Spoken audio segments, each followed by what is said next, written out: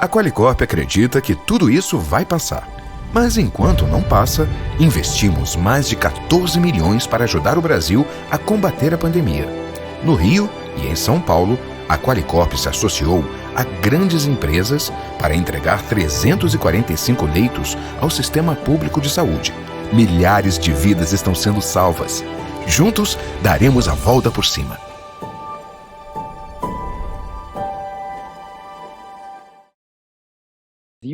Da nossa Escola Superior da Advocacia da OAB Nacional, este que é o maior evento jurídico do mundo hoje.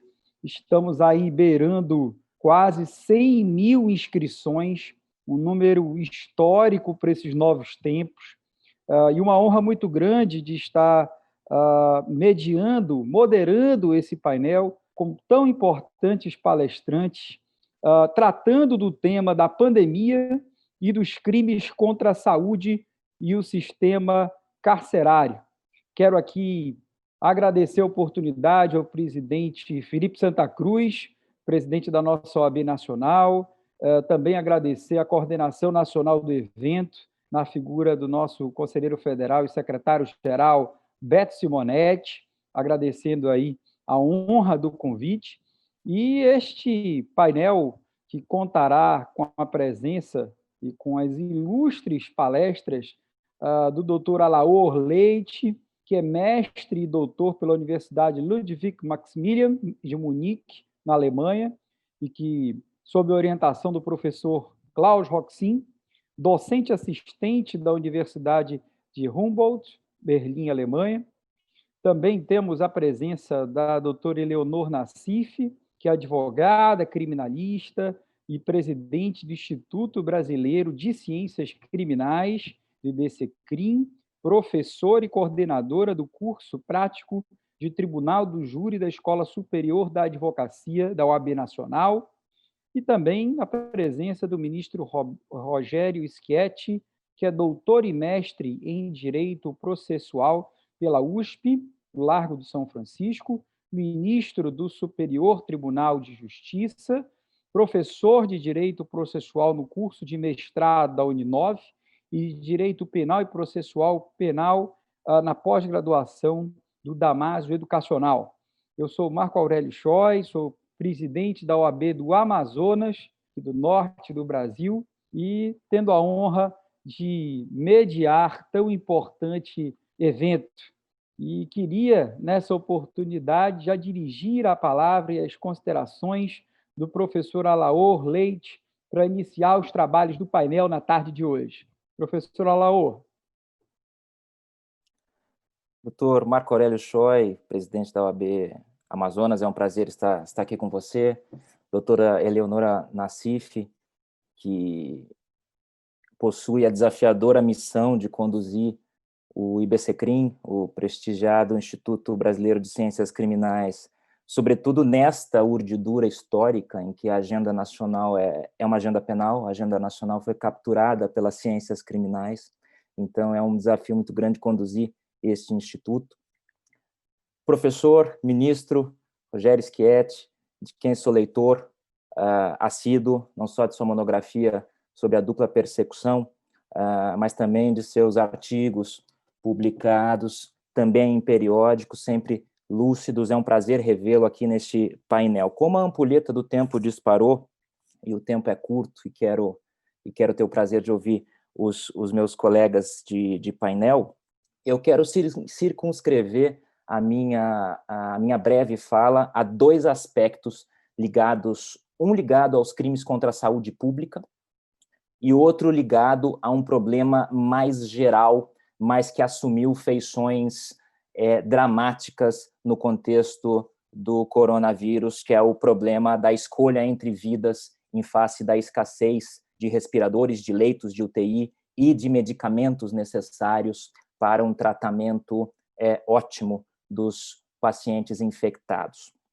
Eu quero dividir minha fala, então, em duas partes. A primeira parte se dedica, sobretudo, ao artigo 268 do Código Penal, que é o delito de insurreição contra imposições de medidas sanitárias destinadas a evitar a propagação de doenças contagiosas. O artigo 268 era um artigo esquecido, de um capítulo igualmente esquecido do direito penal, sobre o qual pouco se teorizou, e logo vem a realidade nos mostrar a sua relevância. Quero dar o seguinte recorte, eu quero mostrar, ilustrar a partir desses dois problemas a necessidade de uma intervenção do legislador nessas duas matérias. Naturalmente, é papel da ciência e da jurisprudência interpretar o tipo penal do artigo 268 e solucionar os dilemas trágicos da escolha entre vidas nos hospitais pelo Brasil, mas é também, isso eu quero ilustrar, tarefa do legislador abordar esses dois problemas com coragem, resolução e sobriedade.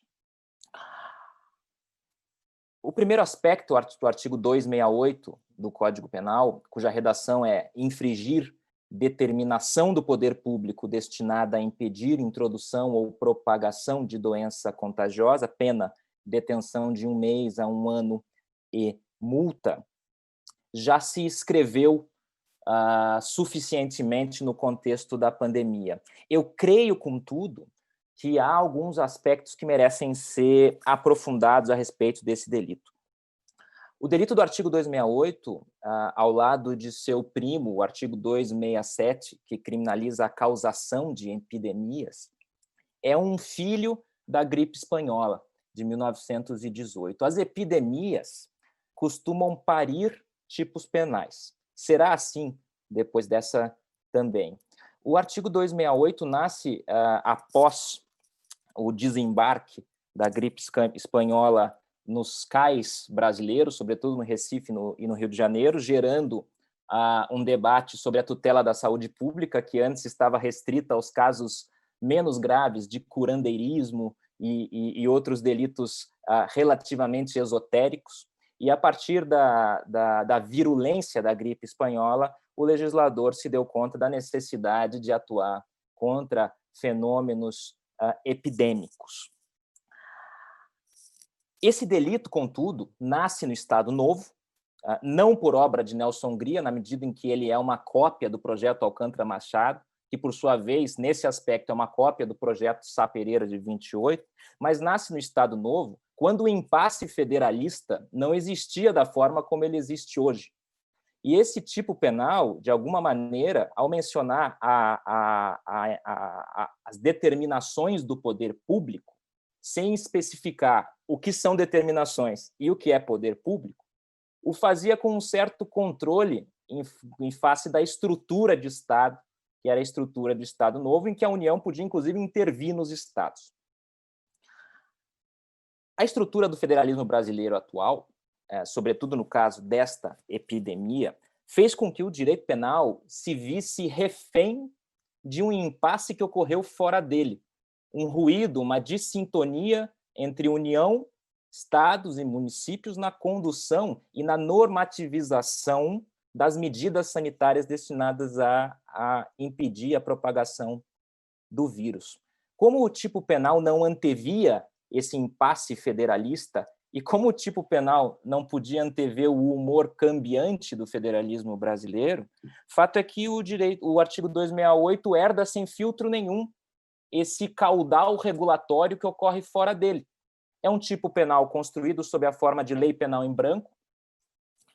Esses corpos errantes à procura de alma, como já disse o autor relevante, Calbin, em 1872, que estão em fricção com o princípio da legalidade, uma fricção que pode ser superada desde que o tipo penal contenha os contornos mais precisos da proibição e delegue apenas a sua concretização a algumas autoridades, e desde que essas autoridades sejam conhecidas e produzam um complemento igualmente preciso, que respeite os padrões de determinação do direito penal.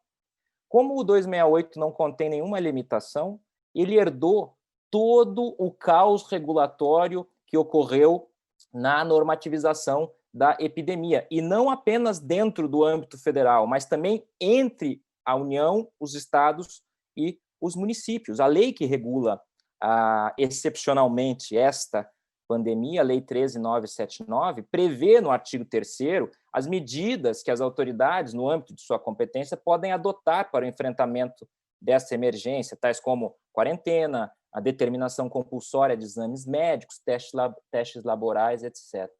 A lei, contudo, não exaure essa matéria e foi complementada por uma portaria do Ministério da Saúde, a portaria 356, que remete, por sua vez, a novos complementos, como atos concretos, como a prescrição médica para a decretação de isolamento, ou o ato administrativo em caso de quarentena, que, por sua vez, também foram objetos da portaria 454 do mesmo Ministério, que declarou a transmissão comunitária em março, que, por sua vez, é complementada pela portaria interministerial número 5, que, por fim, remete à norma original.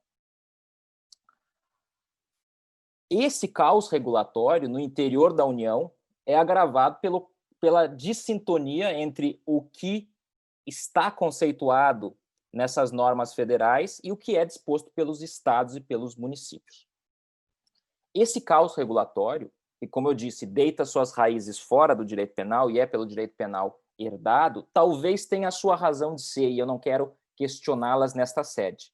O que eu quero dizer, e penso que essa é a mensagem dessa primeira parte, é que este caos regulatório herdado pelo artigo 268 não pode, de nenhuma maneira, ser colocado exclusivamente na conta dos cidadãos.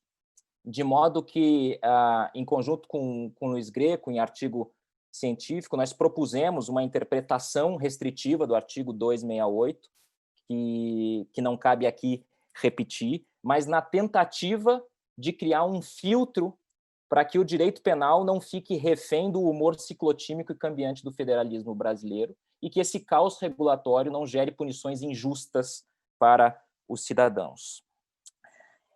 Esse aspecto do caos regulatório ligado à imposição de medidas sanitárias não é propriamente novo. Logo após a revolta da vacina, houve decretos que criminalizavam a insurreição contra imposições sanitárias. Um deles foi objeto de interessantíssimo RHC no Supremo Tribunal Federal, de número 2244, sugerindo que a regulação desse setor, que é volátil no combate às epidemias, que exige uma atuação mais dinâmica, e faz com que o direito penal encontre dificuldades fundamentais, na medida em que o direito penal é um ramo do direito estático por excelência. Um dos únicos mecanismos dinâmicos do direito penal é propriamente a lei penal em branco, que está submetida também a critérios precisos para sua determinação. Nesse sentido, se vê que talvez o direito penal não seja o mecanismo ideal para garantia de que essas medidas sanitárias sejam impostas, sugerindo uma necessidade de reforma deste delito. Evidentemente, não na procela, não na tempestade desta epidemia, mas como produto de uma reflexão para o futuro. Sobre o segundo aspecto, que eu gostaria de apenas mencionar em face da complexidade e profundidade do tema, é conhecido sob a rubrica no debate internacional, e o debate internacional está aceso e candente a esse respeito, é conhecido sob a rubrica de triagem médica, ou escolha entre vidas, escolha entre pacientes em face da impossibilidade de salvamento de duas vidas. Os chamados dilemas trágicos no direito penal, a escolha entre vidas no direito penal, estava permeada anteriormente de um caráter relativamente esotérico. Quando os penalistas debatiam a chamada tábua de Carneades, ou casos formulados por filósofos, se imaginava que esse era um fenômeno muito distante da realidade dos penalistas e havia até um certo desdém de parte deles com relação a esses exemplos de manual.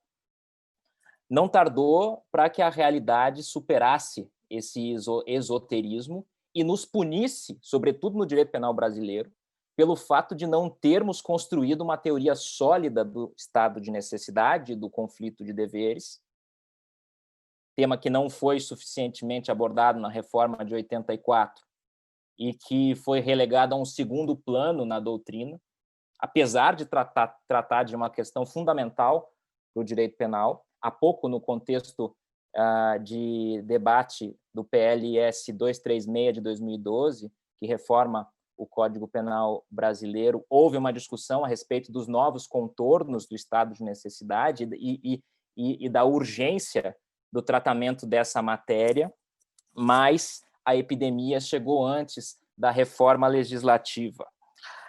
Qual é a situação que se coloca e que, provavelmente, em alguma medida, os tribunais brasileiros serão chamados a decidir? A situação, a meu juízo, se coloca em três grupos de casos. O primeiro pode ser chamado de concorrência de pacientes ex ante, uma hipótese em que 2 pacientes chegam e só há um leito.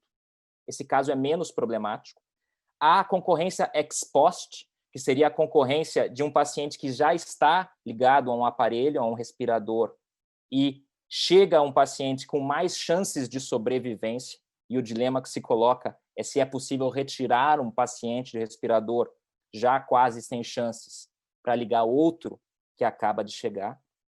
E a chamada triagem preventiva, que é o estabelecimento de critérios profiláticos, no sentido de que, ainda que haja leitos para todos, há alguns critérios que criarão uma lista de concessão desses leitos. Esses casos são bastante problemáticos, e aqui se vê, ministro Schietti, Eleonora, Marco Aurélio, que há um vácuo legislativo no coração do direito penal.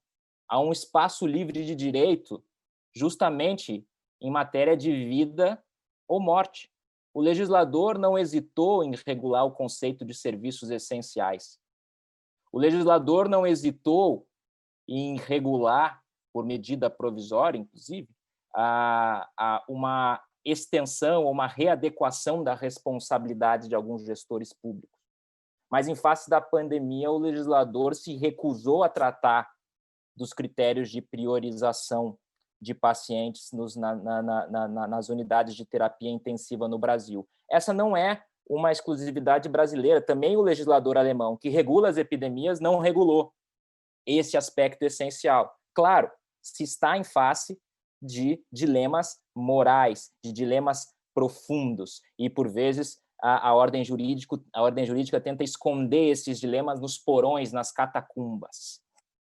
O fato é que, animados por uma boa vontade, os conselhos regionais de medicina têm criado e editado resoluções com critérios de priorização. Há uma resolução anterior à pandemia do Conselho Federal, a resolução 2156, que contém alguns critérios, e há regulamentações e resoluções dos conselhos regionais, gerando a seguinte perplexidade. Como esses critérios podem destoar, pode ser que o CEP do sujeito decida a sua vida. Se mora em Belém, talvez morra. Se mora em Fortaleza, talvez viva. Em São Paulo, ele tem mais chance. No Rio, ele tem menos chance. A possibilidade de criação de critérios destoantes pelos conselhos regionais de medicina é preocupante e não vincula o direito penal, com o que chegamos à seguinte conclusão. A situação atual cria uma insegurança jurídica precisamente para os intimorados profissionais da saúde, que, em vez de receber medalhas, talvez recebam mandados de citação judicial por decisões trágicas. E deixa inseguros os pacientes, que não sabem bem quais são os critérios de priorização. Eu imagino, e esse não é papel do direito penal, o direito penal recepciona esses critérios e os filtra naturalmente, mas penso que é necessário que o debate legislativo tenha em mente esses dilemas trágicos, esses critérios de triagem médica. Só assim se poderá garantir igualdade também na morte. Se somos iguais, que morramos de morte igual.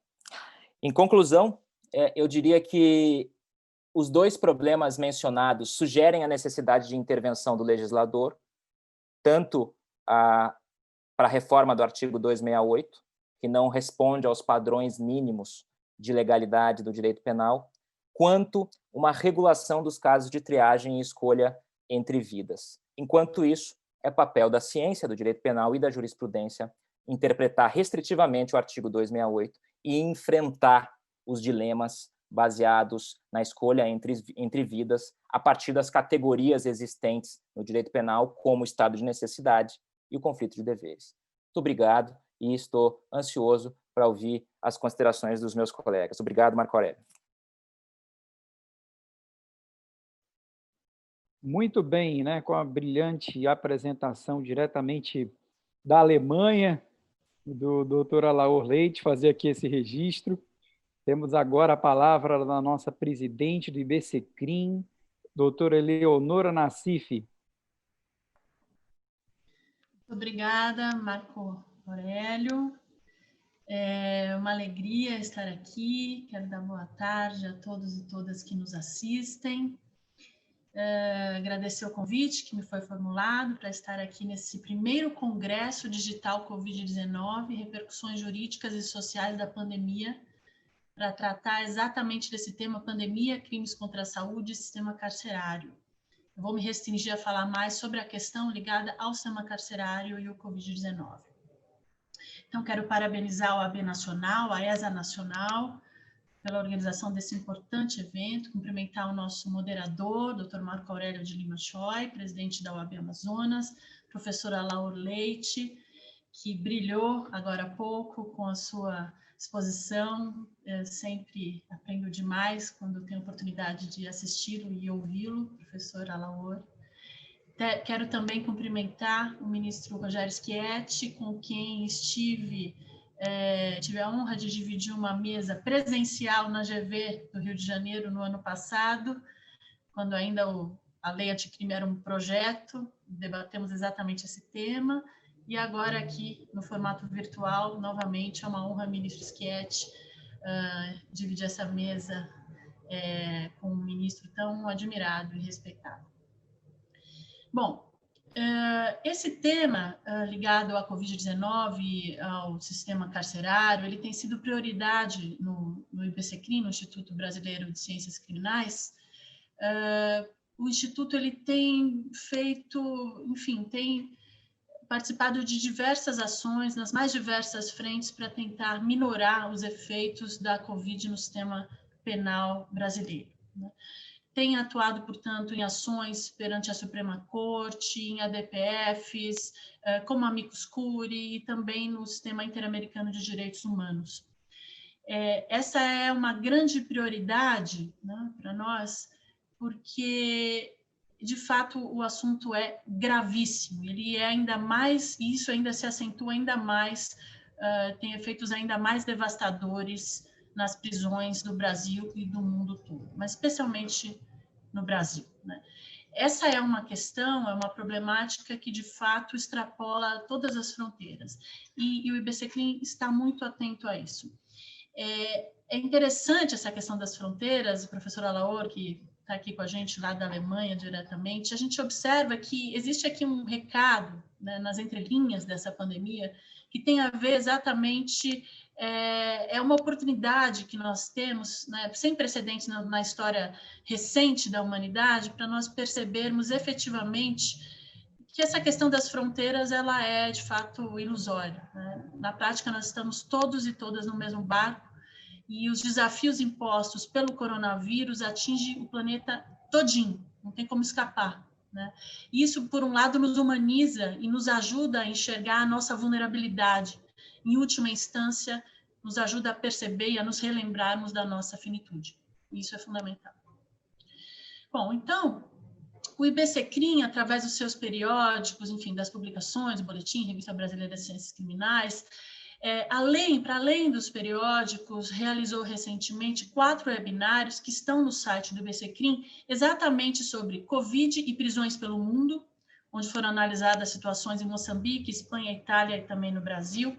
Em continuidade a esse primeiro webinário, tudo está disponível, aberto para quem quiser assistir, no site do IBCCRIM e nas redes sociais. Covid e as prisões pelas Américas, quando ouvimos pessoas que são grandes referências na Colômbia, no Peru, Argentina, Chile, pessoas da área da criminologia, da própria advocacia, pesquisadores, enfim. Uma terceira webinário, efeitos da pandemia no sistema socioeducativo. E, por fim, audiências em tempo de Covid. A Plataforma Brasileira de Políticas de Drogas também tem tocado uma campanha desde março desse ano, denominada Coronavírus e Prisão, Liberdade é uma Questão de Saúde Pública. Exatamente essa campanha da plataforma discute alternativas desencarceradoras para esse momento que a gente vive de pandemia, especialmente em relação aos presos e presas por tráfico de entorpecentes, bem como os adolescentes, enfim, segregados em função de ato infracional, por ato infracional assemelhado ao tráfico. Bom, vou entrar agora na recomendação número 62 do Conselho Nacional de Justiça. Eu acabei não cronometrando aqui o meu tempo, mas acho que já devo ter falado uns 10 minutinhos, vou cronometrar mais 10. Então.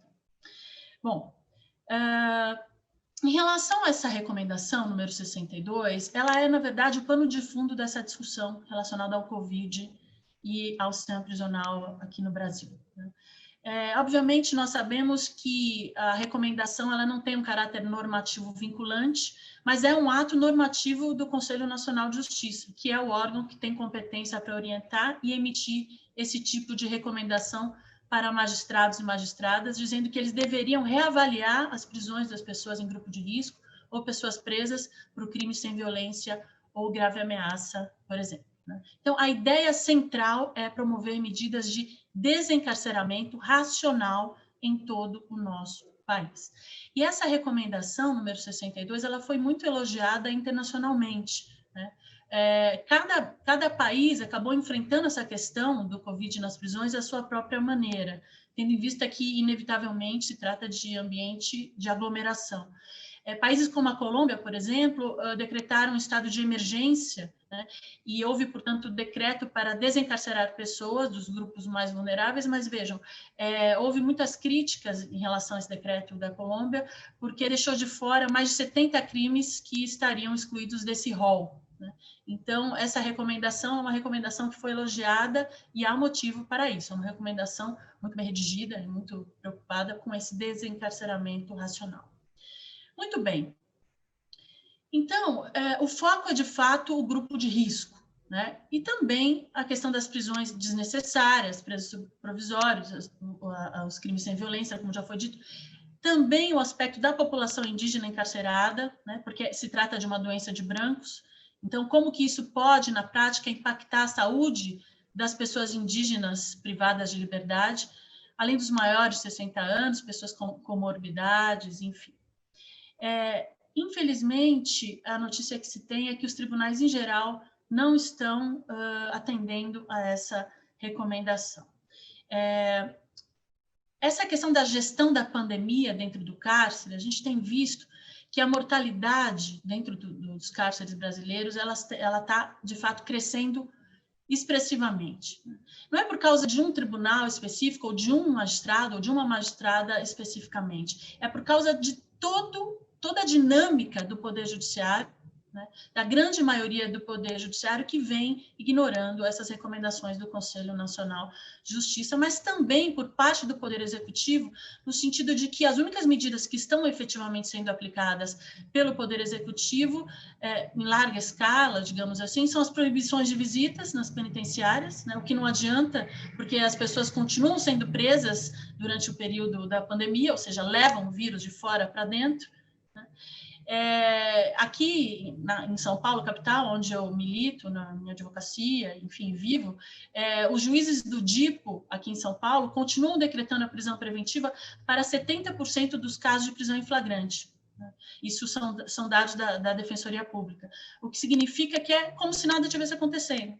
Com pandemia ou sem pandemia, isso está sendo, pelo Poder Judiciário paulista, absolutamente ignorado, como se nós não estivéssemos no meio de uma pandemia, né?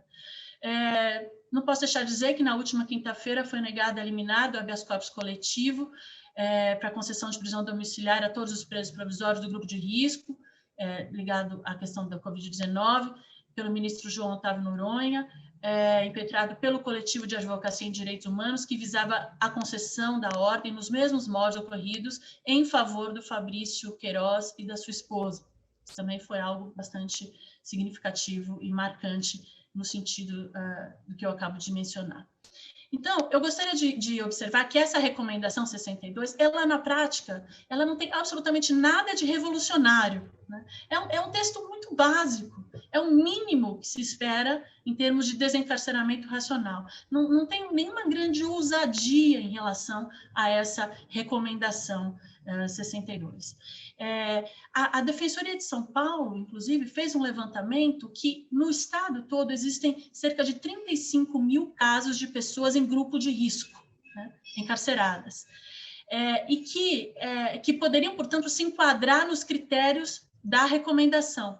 E houve, pasmem, deferimento pelo Tribunal de Justiça Paulista apenas de liberdade, através de habeas corpus e outros meios, de apenas 700 casos, ou seja, nada, né? No universo de 35 mil casos que se enquadrariam nessa recomendação, apenas 70 casos de deferimento é praticamente nada. Então, é fácil perceber que, de fato, a recomendação está sendo ignorada. E exatamente nesse contexto, já acho que me restam ainda 5 minutinhos para concluir, surge, então, a DPF 684, a arguição de descumprimento de preceito fundamental, que foi interposta no STF justamente para pensar as medidas desencarceradoras para esse período de pandemia e que já conta com dezenas de amiticuri, entre eles o IBCCRIM, sendo que essa ação ela foi ajuizada com substrato em pesquisas muito extensas produzidas pelo Instituto. Então, a petição inicial ela é pública para quem quiser ter acesso, qualquer pessoa pode ter acesso a essa petição.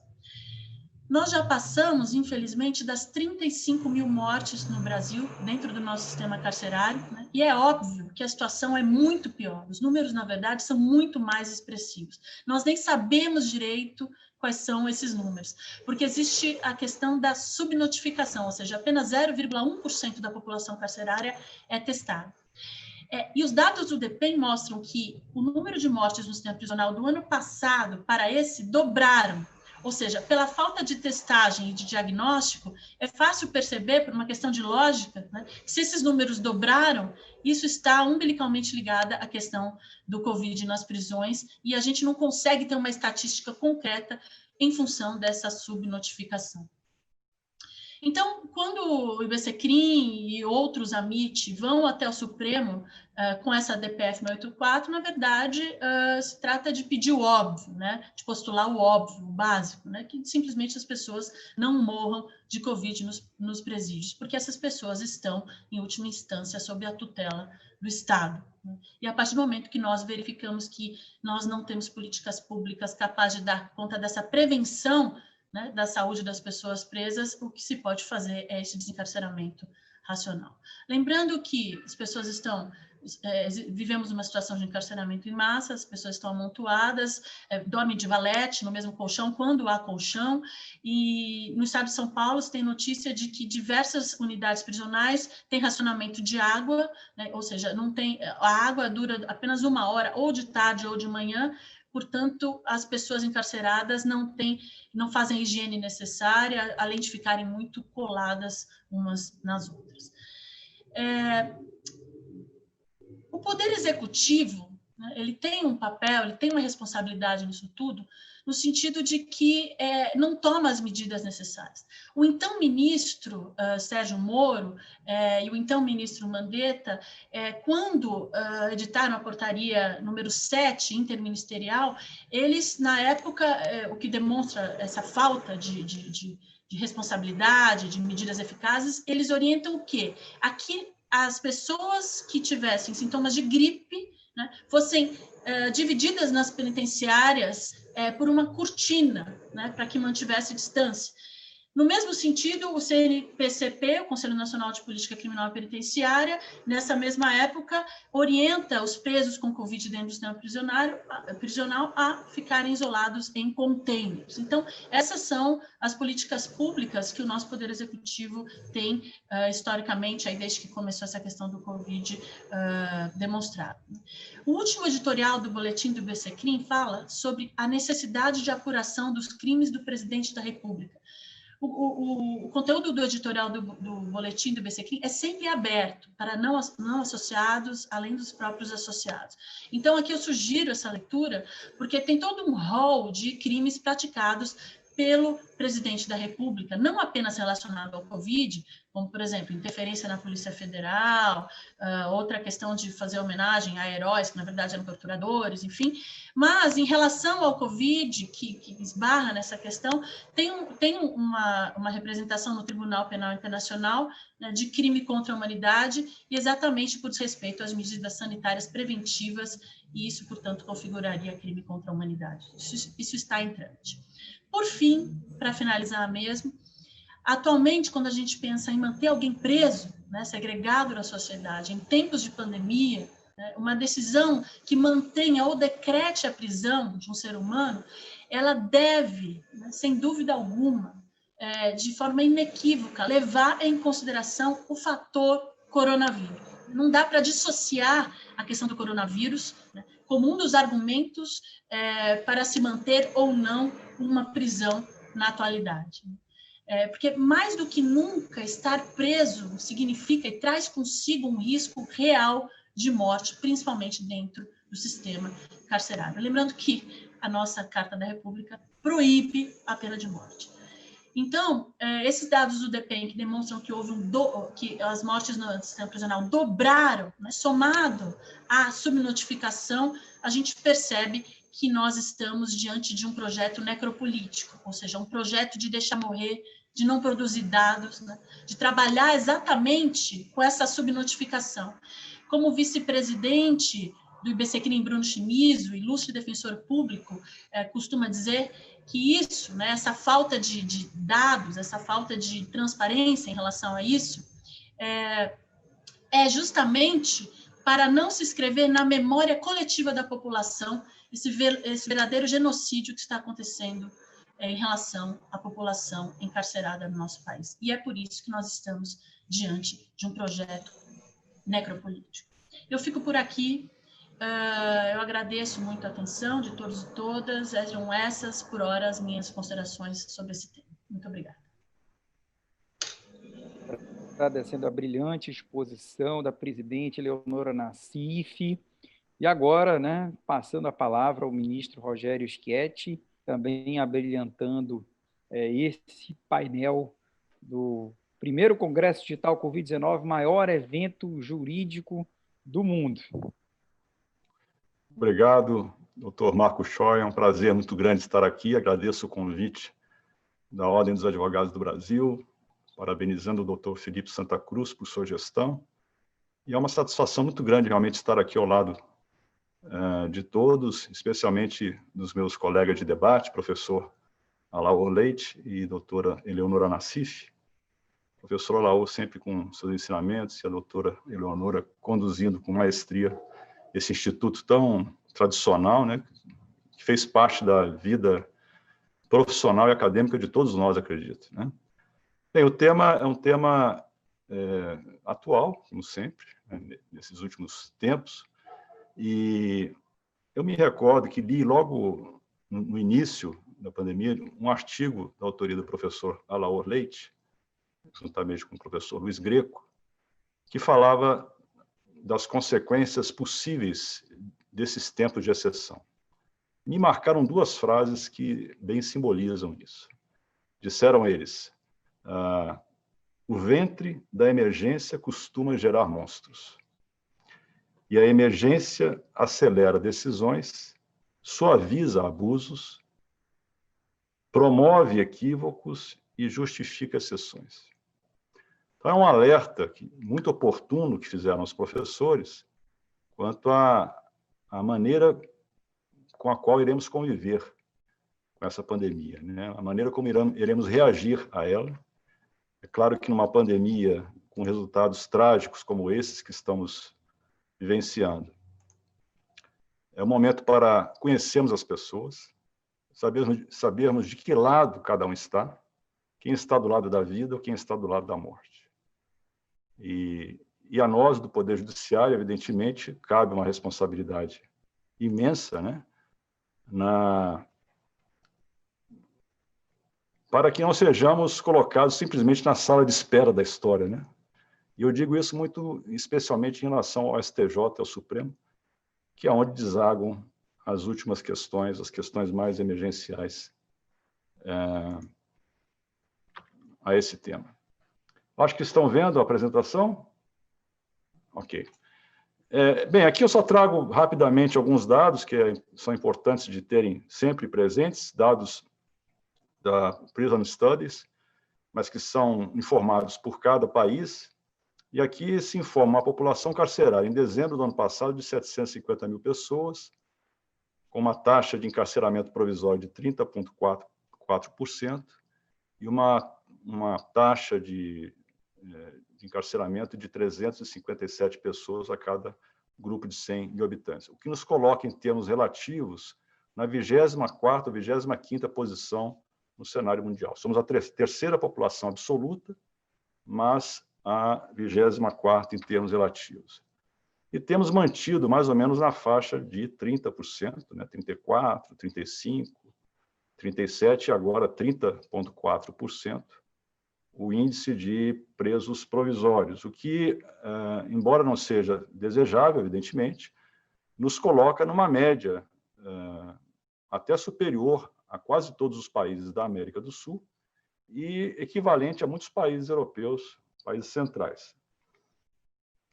Outro dado importante, e aqui, evidentemente, são dados que sempre dependem de uma confiabilidade, né? Mas o DEPEN informa, isso normalmente online, né? Permanentemente, o número de óbitos de contaminações no sistema penitenciário, não só no Brasil, como no mundo todo. E aqui é um dado mundial. No sistema penitenciário do mundo todo, temos já registrados 1.485 óbitos.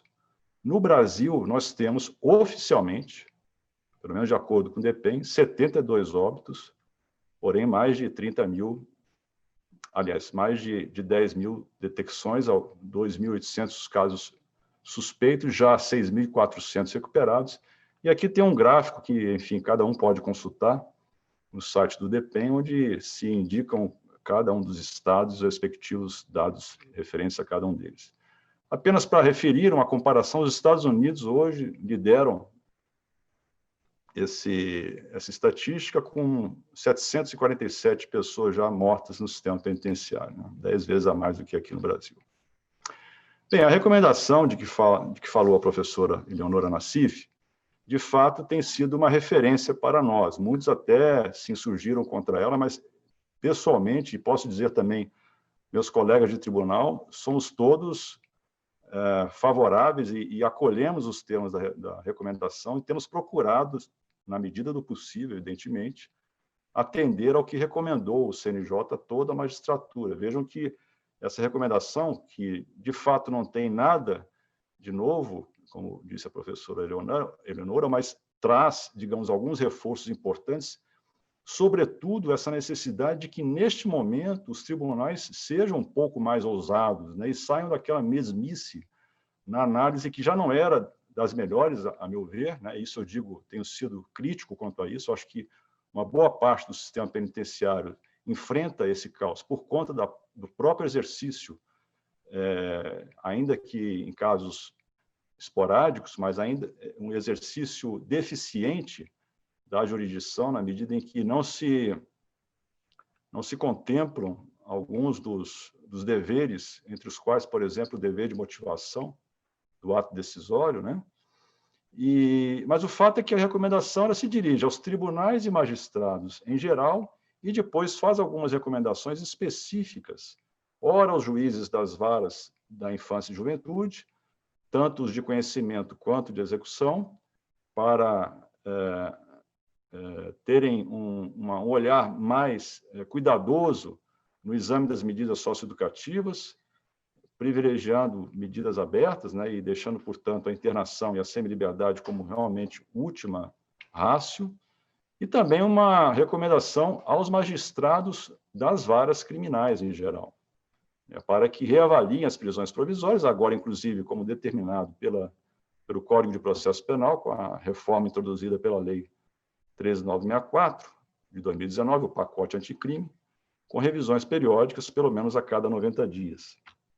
E ainda, uma recomendação aos magistrados que atuam na execução penal para que reduzam os riscos epidemiológicos com medidas concretas, sanitárias, e também com a verificação da possibilidade de concessão de benefícios ou, pelo menos, antecipação de regimes que importam na segregação dos internos, né? Privilegiando também a prisão domiciliar para pessoas já com diagnóstico confirmado ou suspeito de Covid-19. Né? E sempre a medida de ouro no sistema cautelar, a regra da excepcionalidade da prisão preventiva. Ela é apenas uma das medidas cautelares e, portanto, não há de ser a primeira, há de ser a última, somente cabível quando as demais não servirem para atender às exigências cautelares do caso concreto, que deve ser analisado com muito cuidado. Aqui no Distrito Federal, apenas para exemplificar, foram adotadas várias providências pelo juízo da VEC, né, da Vara de Execuções Penais. É claro que houve suspensão de benefícios, aqueles que implicam saídas dos presos e também visita, esse contato foi reduzido, mas houve importante concessão de progressões antecipadas para o regime aberto, antecipando esse momento, né? Hoje já se está examinando a antecipação daqueles que atingiriam o regime aberto somente em novembro, né? E com isso já foram liberados mais de 2.000 presos aqui no Distrito Federal, né? Concessão também de 98 prisões cautelares, e, não obstante tudo isso, é um sistema penitenciário que apresenta números muito expressivos, né? Foram 268 policiais contaminados e 1.415 presos também contaminados, com 4 óbitos, sendo 3 presos e 1 policial. Mas, diga-se, é preciso registrar que a taxa de letalidade aqui do Distrito Federal, das pessoas que estão em liberdade, é de 1,3%, no sistema penitenciário é bem menor, é de 0,29%. Bem, dito isso, como é que essa questão tem repercutido no STJ? Vejam que, no ano passado, nós tivemos 68.000 habeas corpus, eu nem estou aqui me referindo aos recursos em habeas corpus, que são mais 15.000, né? Portanto, aí no total de mais de 80.000 impetrações no STJ, um crescimento vertiginoso. E agora, também estamos aí vendo uma curva ascendente e verificando que nos últimos 6 anos houve um aumento exponencial. Em 2014, os habeas corpus representavam 9% do movimento total do STJ, e hoje já representam 20%. Né? Vejam que só em relação ao Estado de São Paulo, ao Tribunal de Justiça de São Paulo, houve a impetração, a distribuição de 37.508 este ano, metade dos quais, 18.900, de São Paulo. Ano passado, também, em torno de 50% de todo o movimento criminal, tanto habeas corpus quanto recursos em habeas corpus, provém do Tribunal de Justiça de São Paulo. É importante até destacar o trabalho exemplar da Defensoria Pública de São Paulo, que tem trazido ao conhecimento do STJ que situações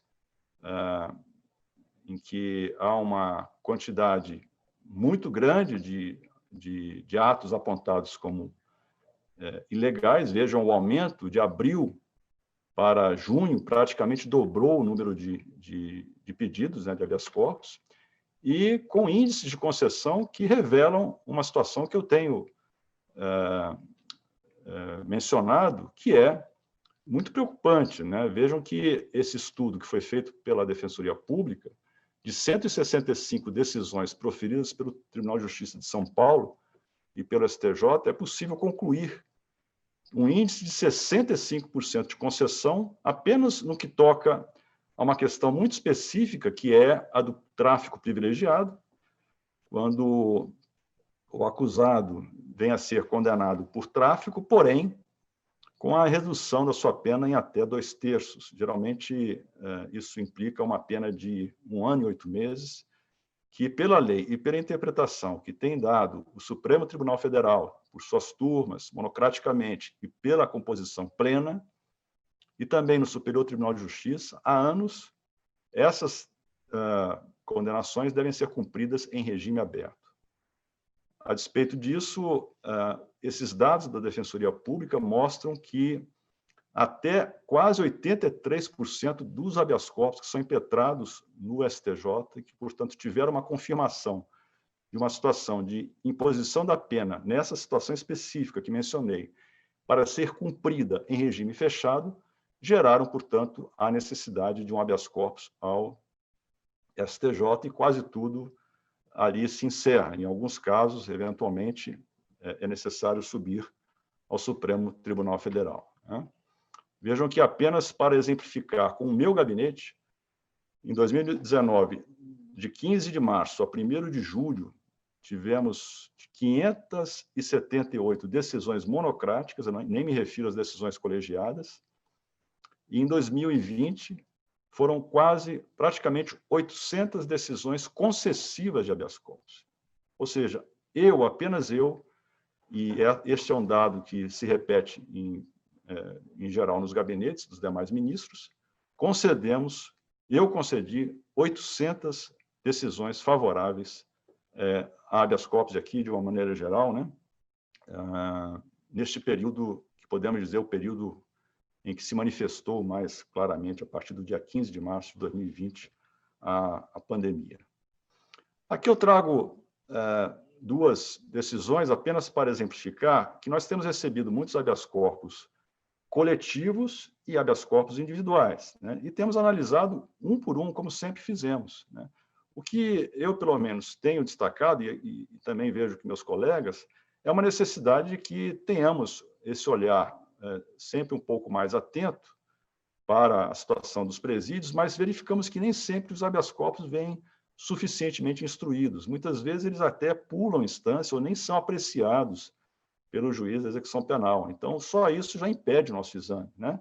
E quando esse habeas corpus é bem instruído, bem apresentado, nem sempre ele retrata uma situação que permite a concessão. Neste caso, sim, porque se tratava de uma pessoa presa com 4 gramas de cocaína, ainda que reincidente, nós entendemos que era caso de concessão, porque a quantidade era pequena, é um crime sem violência, não havia sinal de envolvimento com organização criminosa, e, portanto, pelo menos nesse momento, seria importante conceder a ordem.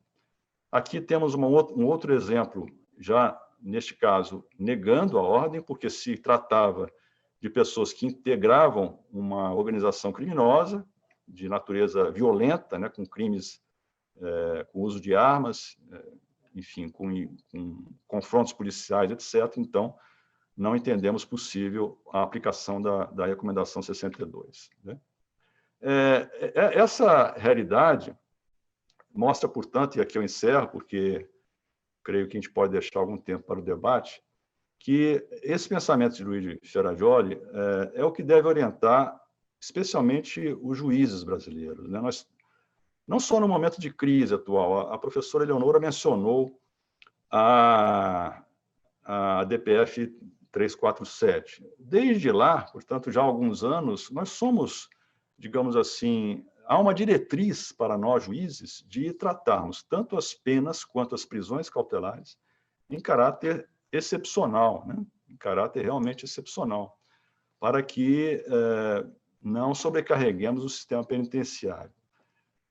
É claro que o juiz, sobretudo o juiz criminal, ele tem uma responsabilidade de averiguar, no caso concreto, esse confronto permanente de que fala Giovanni Leônio, que não importa se eventualmente exista uma confluência de interesses episodicamente no processo penal, mas por trás de todo o processo penal existe um conflito permanente ou imanente entre, de um lado, o direito à liberdade daquele que está sendo processado ou que eventualmente venha a ser punido, e um direito à segurança, né, de todos, de toda a coletividade. Então, é claro que, neste momento crucial, nós precisamos nos ocupar, evidentemente, de causar o menor mal-estar possível aos desviantes, aqueles que estão presos, seja cautelarmente, seja especialmente cumprindo pena, e o máximo bem-estar possível aos não desviantes. Não é um tratamento favorável aos cidadãos de bem, não. A jurisdição cuida de todos. A jurisdição cuida de pessoas que violam a lei e das pessoas que não violam a lei. O que nós temos que fazer é equilibrar esses interesses, sempre à luz do princípio da proporcionalidade, de que o professor Laor e tantos outros são especialistas, né, pela origem dos estudos que desenvolvem. E nesse sentido, eu creio que vejo, sim, com preocupação, que ainda há um potencial muito grande de pessoas presas que poderiam estar soltas, né? E a prova disso é a quantidade imensa de habeas corpus que continuam sendo concedidos em situações de crime sem violência. Claro que, ainda que por um curto espaço de tempo, é possível que essas pessoas retornem para o convívio carcerário quando cessar a pandemia, mas, neste momento de excepcionalidade, soluções excepcionais devem ser admitidas, né? E com isso, eu agradeço a participação e me coloco aí para, eventualmente, aprofundar algum desses temas tão bem desenvolvidos pelos meus colegas de debate durante esses minutos que nos tocaram. Muito obrigado. Perfeita a exposição. Soube que nós temos 2 minutos agora, né, para que nossa sala caia. Esse evento dessa dimensão, um evento que também abarca, além dos brilhantes deste painel da tarde de hoje, também outros tantos brilhantes expositores, e o espaço realmente é muito curto, infelizmente, nesse novo normal, né, que nos permite unir o norte ao sul do Brasil, não apenas o Brasil, né, mas inclusive a Alemanha nesse evento, o professor Laor aqui conosco, e nos permitiu, nessa nova dinâmica, a proximidade de todos nós. Então, já recebi aqui os avisos da produção de que a gente está no minutinho final. Queria até deixar a oportunidade para que cada um pudesse fazer suas considerações.